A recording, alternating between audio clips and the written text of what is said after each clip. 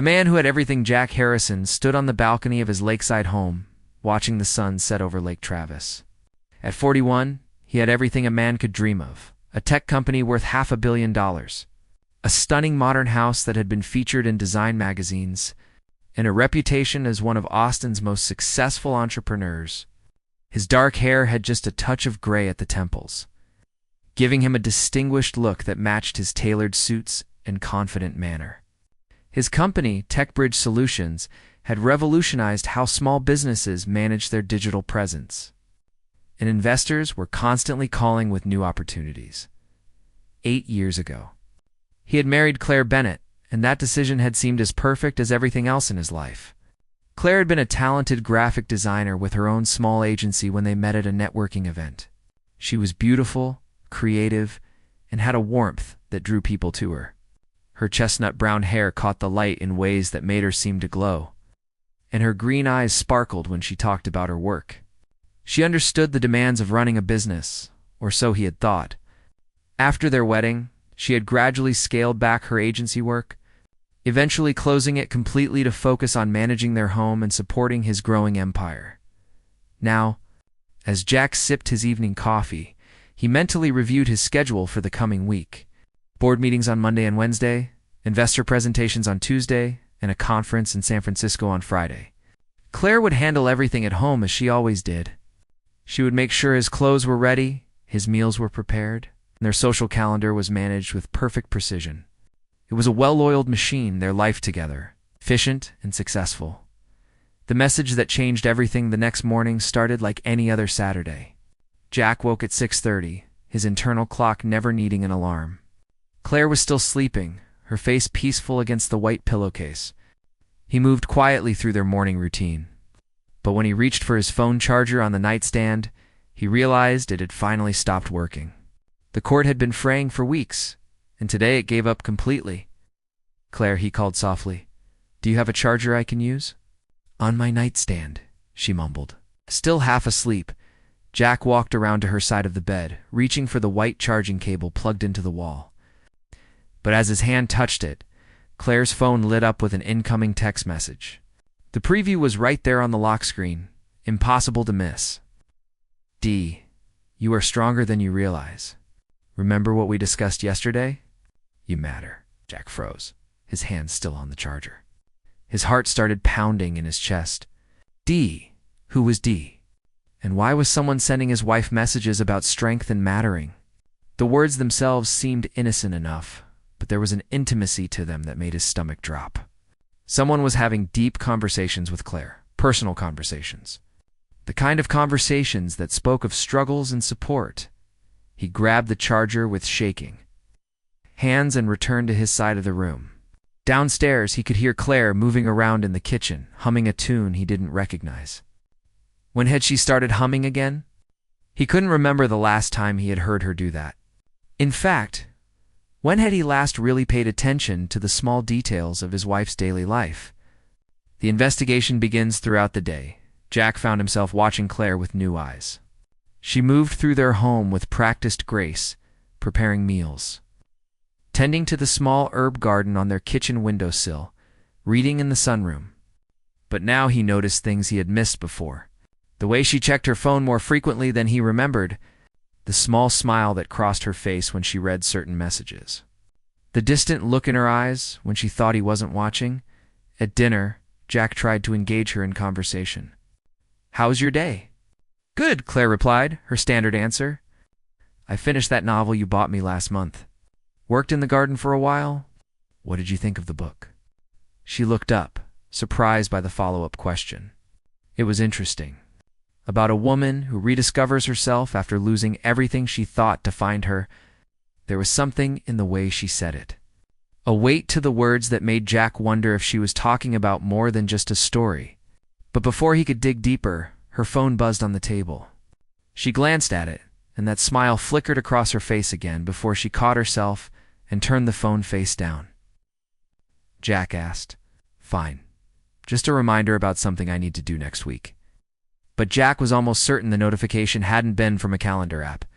It had been a message, and whoever sent it had the power to make his wife smile in a way he couldn't remember causing himself in months. maybe years.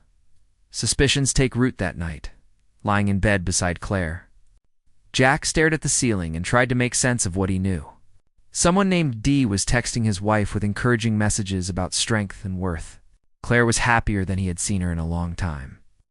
But that happiness seemed to come from something or someone outside their marriage. She was checking her phone constantly, smiling at messages she didn't share with him. And there was a lightness to her that felt both wonderful and terrifying. The old Jack would have confronted her immediately, demanded answers, taking control of the situation. But something stopped him. Maybe it was the memory of that text message, the words "you matter," that someone felt the need to say to his wife. Why would Claire need to be told she mattered? Wasn't it obvious? Didn't she know how important she was? Except, Jack realized with growing horror, when had he last told her that? When had he last made her feel valued for anything other than how well she managed their household? When had he last asked about her dreams, her fears, her desires? As Claire's breathing deepened into sleep beside him, Jack made a decision. He would find out who Dee was and what kind of relationship his wife was hiding from him. But more importantly, he would figure out why his wife needed someone else to tell her she mattered. Because somewhere along the way, in building his perfect life, he had forgotten to make sure the most important person in it knew her own worth. The next morning's discovery Sunday morning arrived with blue skies and the promise of a beautiful day. Jack woke early, as always, but this time he stayed in bed, watching Claire sleep. In the soft morning light, she looked younger, more like the woman he had married. There were tiny lines around her eyes that hadn't been there before, evidence of smiles or worries he had been too busy to notice. When Claire finally stirred, Jack was already up, and he had done something he hadn't done in years. He made her coffee. He brought it to her in bed, prepared exactly the way he had observed her making it for herself countless times. Cream, no sugar, with just a hint of cinnamon. "What's this?" she asked, surprised as she sat up against the pillows. "Coffee," Jack said simply. "I thought you might like it." Claire took the mug carefully, as if it might disappear if she moved too quickly. She sipped it, and surprise registered on her face. "It's perfect." "Thank you." They sat together in comfortable silence, but Jack's mind was racing. He needed to know the truth, and he knew just who to call. David Walsh, his head of security, had helped with everything from background checks on potential business partners to investigating corporate espionage. Surely he could help Jack understand what was happening in his own marriage. After Claire went downstairs to start breakfast, Jack made the call that would change everything. "David, I need your help with something personal," he said quietly. "I need phone records and text message logs." "For who?" David asked, his voice carefully neutral. Jack's mouth felt dry. "For my wife's number." The silence on the other end of the line stretched long enough that Jack wondered if David would refuse. Finally, David spoke. "Jack, are you absolutely sure about this? Once you go down this road, you can't go back." "I'm sure." "How long will it take? 2 days? Maybe 3? But Jack, if you're having doubts about your marriage, maybe you should talk to Claire first." I will," Jack lied. "I just need to know what I'm dealing with." As he ended the call, Jack heard Claire singing softly downstairs, a sound so rare and beautiful that it made his chest ache. Whatever was happening, whoever Dee was, something had brought music back into his wife's life. And Jack was terrified that he was about to discover it wasn't him. The weight of discovery, 3 days, felt like 3 years. Jack went through the motions of his daily life, attending meetings and making decisions worth millions of dollars, but his mind was always elsewhere. He watched Claire with the intensity of someone seeing her for the first time, noticing details that had become invisible through years of routine. The way she organized the kitchen with careful precision, how she always made sure his favorite snacks were stocked, the gentle way she tended to the plants throughout their house, talking to them softly as if they were old friends. On Tuesday evening, she mentioned she was meeting her friend Rachel for lunch the next day. Jack nodded, making a mental note. He would verify that too, he decided, hating himself, even as the thought formed. When had he become the kind of husband who doubted his wife's every word? Wednesday afternoon, David Walsh's message finally came through. Information ready. "Can meet tonight at your office." Jack's hands trembled as he typed back, 7 o'clock. The rest of the day crawled by with agonizing slowness. He told Claire he had late meetings and wouldn't be home for dinner. She accepted this without question, as she always did, and Jack felt a fresh wave of guilt wash over him. How many dinners had he missed over the years? How many evenings had she eaten alone in their beautiful house, waiting for a husband who was always somewhere else? The truth revealed. David sat across from Jack's desk, looking uncomfortable, a manila folder resting on his lap. The city lights of Austin twinkled through the floor-to-ceiling windows behind him, but Jack barely noticed the view he usually loved. "Before I show you this," David began, "I want you to know that what I found isn't what you're probably expecting." "Just tell me," Jack said, his voice harder than he intended. David opened the folder slowly. "The number that's been texting Claire most frequently belongs to Dr. Diana Foster. She's a licensed therapist with a practice downtown in the Warehouse District." Now the words hit Jack like a physical blow. A therapist. Claire was seeing a therapist and hadn't told him. The implications crashed over him in waves. His wife was struggling so much that she needed professional help, and he had been so wrapped up in his own world that he hadn't noticed her pain. "How long?" he managed to ask. "Based on the phone records, about 4 months. She has standing appointments every Tuesday and Thursday afternoon at 2 o'clock. For months." While Jack had been celebrating record profits and planning expansion strategies, Claire had been sitting in a stranger's office, talking about problems she couldn't share with her own husband. The text messages, David continued carefully, they're all professional in nature. Appointment reminders, encouragement about therapy goals, check-ins between sessions. David slid several printed pages across the desk.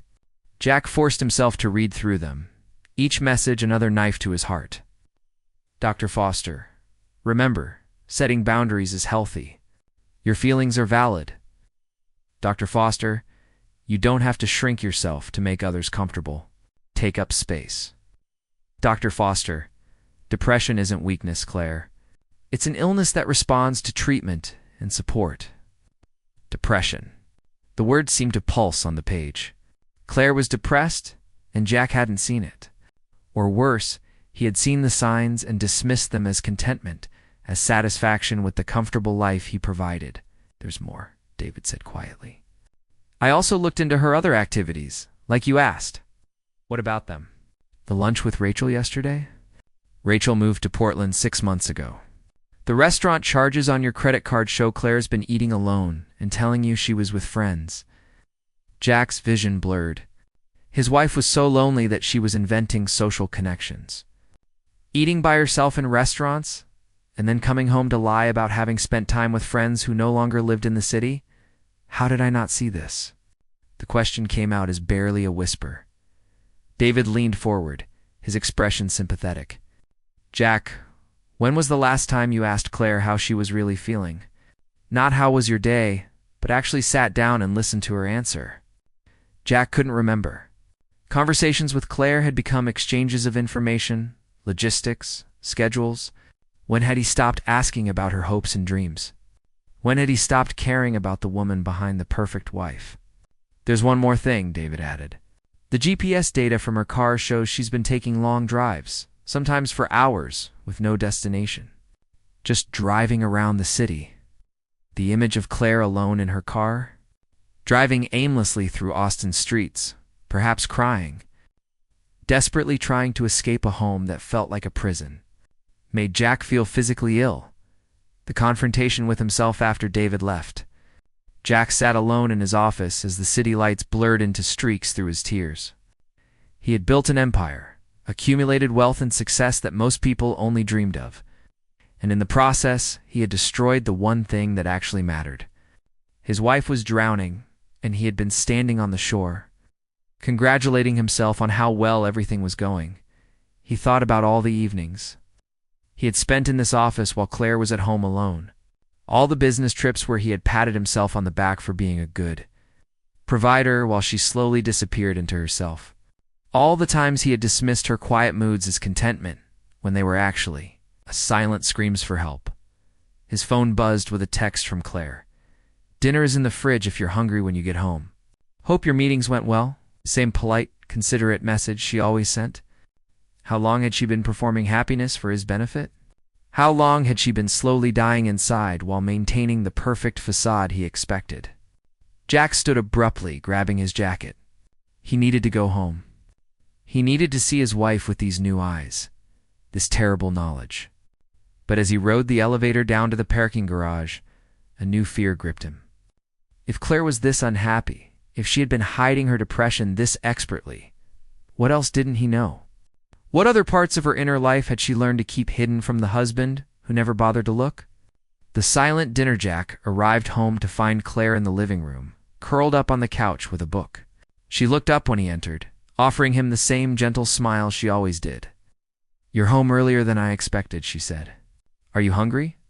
"I'm fine." Jack sat down across from her, studying her face in the soft lamplight. She looked tired, he realized. Not physically exhausted, but tired in a deeper way, a soul weariness he had mistaken for peace. "Claire, are you happy?" The question seemed to startle her. She closed her book carefully, buying time. "What do you mean?" "I mean exactly what I asked. Are you happy? With your life? With us? With everything?" For a long moment she didn't answer. When she finally spoke, her voice was measured, controlled. "I have everything any woman could want, Jack. You've been very generous. That's not an answer. It's the only answer I have." They sat in silence, the air between them heavy with unspoken truths. Claire's phone buzzed on the side table, and Jack watched as she glanced at it. Her expression softened for just a moment before she looked away without picking it up. Who was that? The question came out sharper than he intended. Just a reminder about an appointment tomorrow. Another lie. Jack knew. But he couldn't confront her about the therapy, about the texts, about any of it. Not without admitting he had invaded her privacy. Not without revealing that he had been spying on her because he couldn't be bothered to simply ask what was wrong. "I'm going to bed," Claire said softly, standing. "Don't work too late." She kissed his forehead as she passed.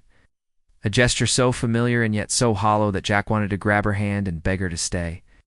To talk, to finally tell him the truth. But he let her go, watching as she climbed the stairs alone. The decision Jack didn't sleep that night. He lay in bed beside Claire, listening to her careful breathing, and thought about the life they had built together. From the outside, it looked perfect. The successful businessman and his beautiful wife, living in their dream home, wanting for nothing. But inside it was rotten. It's built on a foundation of neglect and assumptions, and taking for granted the one person who mattered most, as dawn broke over Lake Travis. Painting their bedroom in shades of gold and pink, Jack made a decision that would have seemed impossible just weeks ago.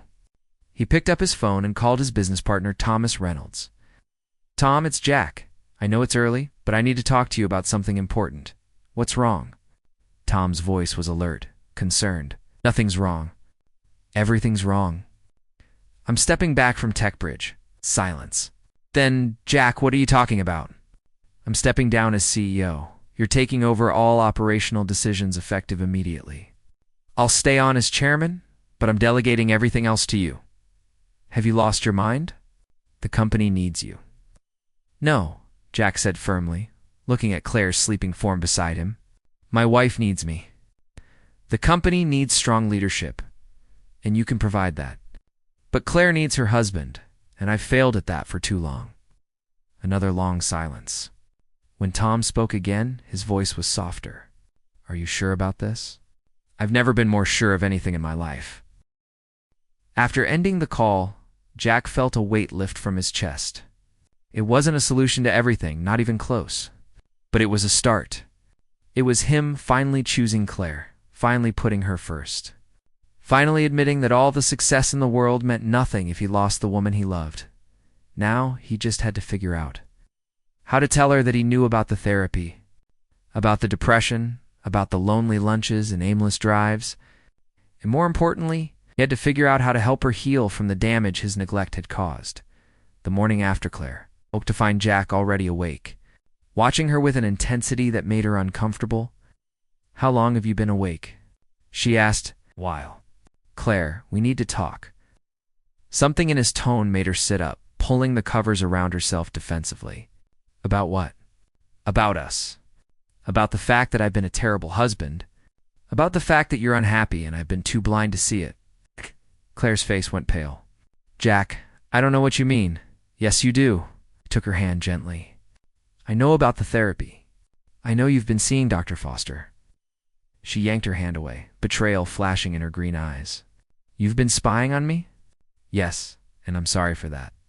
But Claire, I'm more sorry that you felt you couldn't tell me. That you've been struggling with depression for months, and I never noticed. That you've been so lonely you've been eating lunch alone and lying about having friends. Tears started streaming down Claire's face, years of held-back emotion finally breaking free. How dare you investigate me like I'm some kind of criminal? You're right. It was wrong. But Claire, please help me understand. Why didn't you tell me you were hurting? Because you never asked. The words burst out of her with surprising force. You never asked how I really felt. You never wanted to hear about anything except whether dinner was ready, and if your clothes were pressed, and if I had managed your schedule properly. I became invisible, Jack. I disappeared into being your wife, and I forgot how to be Claire. Jack felt each word like a blow, but he forced himself to sit still, to listen, to finally hear what his wife had been trying to tell him in 1,000 silent ways. I'm stepping down as CEO, he said quietly. Claire blinked, confusion replacing anger. What? Tom is taking over. I'm staying as chairman, but I'm delegating operational control. I'm choosing you, Claire. I'm choosing us. I can't do that. The company is everything to you, no, Jack said firmly. You're everything to me. I just forgot that for a while. I'm so sorry, Claire. I'm sorry I made you feel invisible. I'm sorry I took you for granted. I'm sorry I didn't see you drowning right in front of me. Claire covered her face with her hands, her shoulders shaking with sobs. Jack moved closer, pulling her into his arms. For a moment, she resisted, but then she collapsed against him, crying with the raw intensity of someone who had been holding back for too long. I don't know if I can do this anymore, she whispered against his chest. I don't know if I remember how to be happy. Then we'll figure it out together, Jack said, his own tears falling into her hair.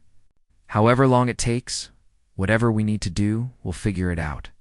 I promise you, Claire, I'm not going anywhere. I'm finally here, really here, and I'm not leaving again. They sat together as the morning sun filled their bedroom. Two people who had been strangers in their own marriage, finally beginning the long, painful work of finding their way back to each other.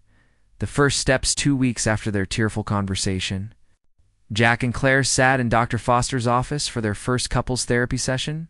The room was warm and comfortable, with soft lighting and furniture that invited honesty. Dr. Foster was a woman in her 50s, with kind eyes and an air of calm competence that immediately put Jack at ease. Appreciate you both being here, Dr. Foster began. Jack, I know Claire's told you about our individual sessions. What made you decide to join her in therapy? Jack glanced at Claire, who sat beside him looking nervous. I realized I had been destroying my marriage without even knowing it. I want to learn how to be the husband Claire deserves. And Claire, how do you feel about Jack being here? Claire twisted her hands in her lap. Scared? Hopeful? I want to believe things can change, but I'm terrified of being disappointed again. That's completely valid, Dr. Foster said. Rebuilding trust after years of emotional neglect takes time. It won't be easy, and there will be setbacks. Are you both prepared for that? Yes, they said in unison, then shared a small, tentative smile, learning to communicate over the next month. Jack and Claire began the slow process of learning to actually talk to each other. In therapy sessions, Dr. Foster taught them how to communicate without defensiveness, how to express needs without blame, how to listen without immediately trying to fix everything. Tell me something you need from Jack, Dr. Foster prompted during one session. Claire took a deep breath. I need you to ask me about my day and actually listen to the answer. Not just how was your day while you're checking your phone, but real questions about what I did, how I felt, what I'm thinking about. That's very specific and helpful, Dr. Foster said. Jack, can you commit to that? Yes, Jack turned to Claire. I want to know everything. I want to know what you had for lunch, and what made you laugh, and what worried you. I want to know all the parts of your day that I've been missing. At home, they started small. Every evening, they sat together for an hour with no phones, no distractions, just talking. At first, the conversations felt awkward, stilted, like two strangers on a first date. But gradually, as the days passed, they began to remember how to be comfortable with each other. Jack learned that Claire had been taking online art classes in secret, rediscovering the creative passion she had abandoned when she closed her design agency. She showed him her digital illustrations, beautiful pieces full of color and emotion, and he was stunned by her talent. "These are incredible," he said, scrolling through her portfolio. "Why didn't you show me these before?" "Because you never seemed interested in my hobbies. They felt trivial compared to your business achievements." The words stung, but Jack was learning to sit with discomfort instead of deflecting it. "Nothing about you is trivial to me. Not anymore." The unexpected crisis 6 weeks into their therapy journey. Just as Jack and Claire were beginning to find their rhythm, life threw them a curveball. Claire's phone rang during breakfast one Tuesday morning. Jack watched as her face went pale, then crumpled. "Yes, I understand," she said into the phone, her voice shaking. "I'll be there as soon as I can." "What's wrong?" Jack asked as she ended the call. "My brother, Daniel, he's been in an accident in Denver. He's in ICU, and they don't know if he'll make it." Jack knew that Claire's relationship with her younger brother had been strained since their parents' death 5 years ago. Daniel had struggled with addiction. Claire had tried everything to help him before finally stepping back for her own mental health. But despite their complicated history, Jack could see the fear and love in her eyes. "We'll go to him," Jack said immediately. "I'll book flights right now." "Jack, you have that investor meeting on Thursday. The one you've been planning for months? It can wait. You need to see your brother, and I'm coming with you." Claire's eyes filled with tears. "You mean that?" "Of course I mean it. You matter more than any meeting. Let me grab my laptop and we'll figure out flights." Standing together, they arrived in Denver that afternoon to find Daniel unconscious but stable. The accident had been severe, a drunk driver hitting his car head-on. The doctors were cautiously optimistic, but couldn't make any promises. Claire sat by her brother's bedside, holding his hand and talking to him softly, telling him stories from their childhood, reminding him of good times before addiction and grief had driven them apart. Jack watched his wife transform. Gone was the quiet, controlled woman who had learned to minimize herself. In her place was someone fierce and loving, fighting for her brother's life with every ounce of her being. He saw glimpses of the Claire who must have existed before their marriage, the strong, passionate woman he had slowly taught to shrink herself. "Tell me about him," Jack said, one evening as they sat in the hospital cafeteria, forcing themselves to eat something. "Daniel was brilliant," Claire said, a sad smile crossing her face. "Funny, creative, full of life. He played guitar and wrote songs. After our parents died, he just couldn't handle it.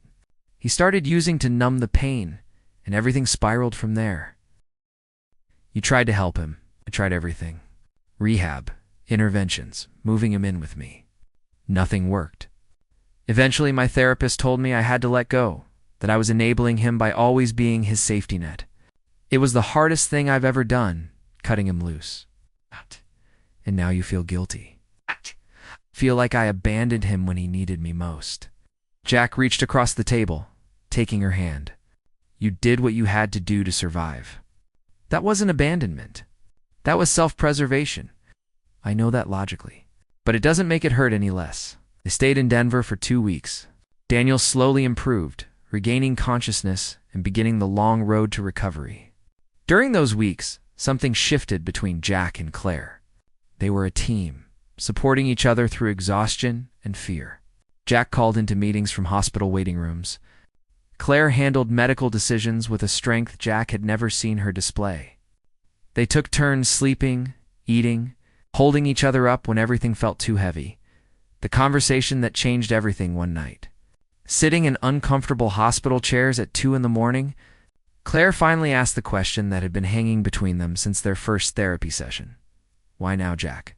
What made you finally see me after all these years?" Jack was quiet for a long moment, gathering his thoughts. "Honestly, I saw a text on your phone from Dr. Foster. I thought you were having an affair." Claire's eyebrows shot up. You thought I was cheating? I know how it sounds. But the message was so personal, so caring. It made me realize that someone else was giving you the emotional support that should have been coming from me. It terrified me, so you investigated me. Yes, and I hate myself for that. But Claire, finding out you were in therapy, that you were depressed, that you had been struggling alone for months, it broke something open in me. I realized I had been so focused on building this perfect life that I'd never stopped to ask if you were happy living in it. I wasn't, Claire said softly. I was miserable.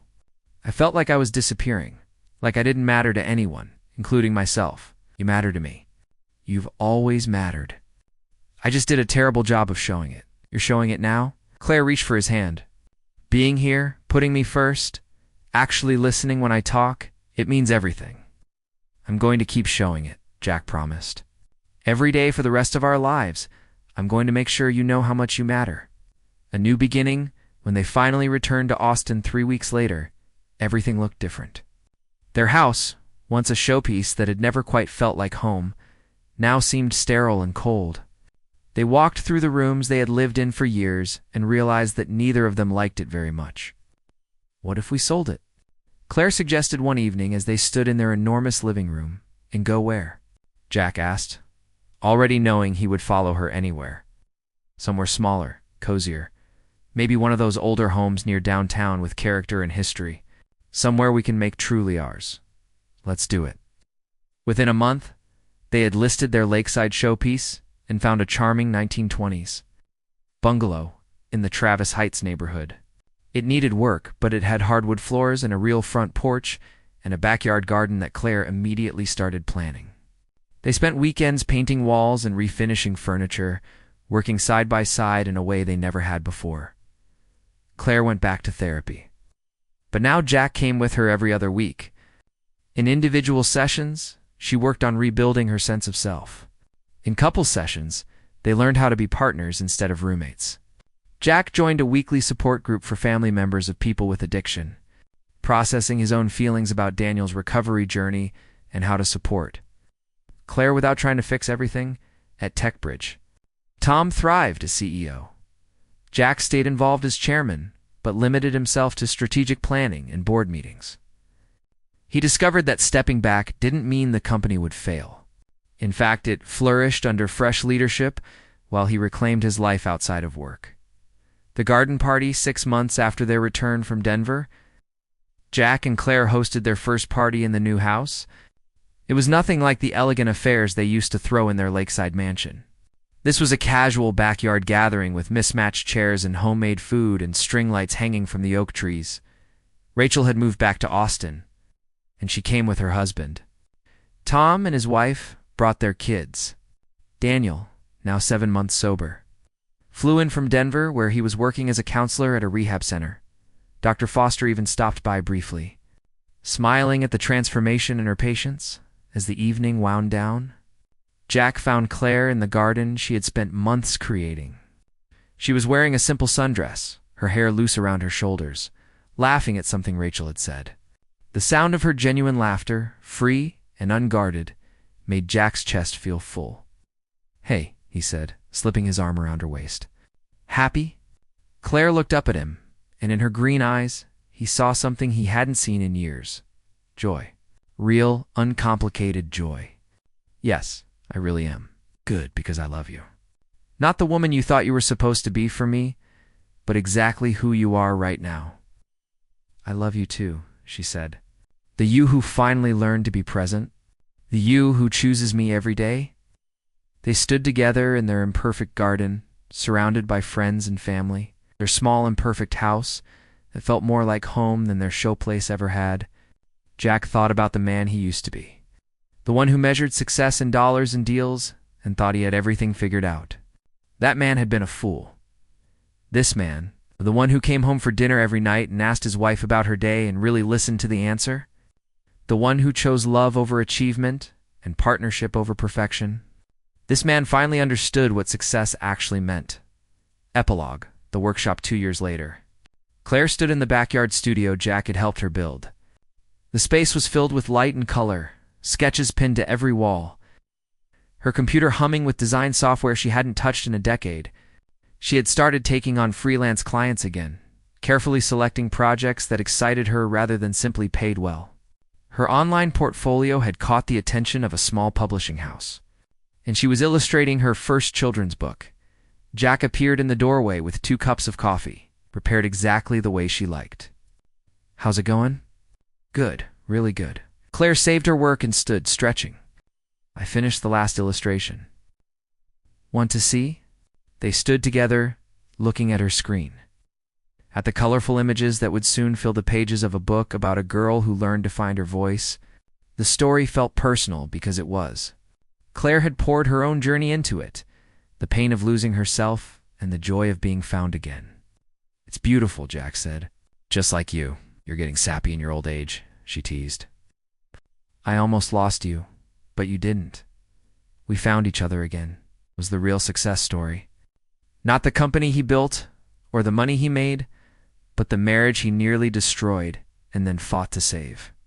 The woman he took for granted and then learned to cherish.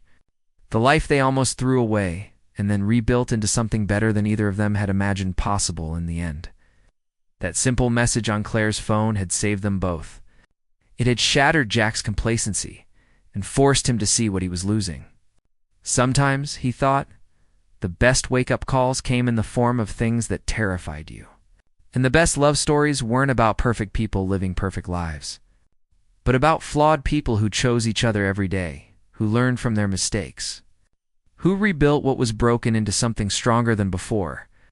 "Come on," Claire said, taking his hand.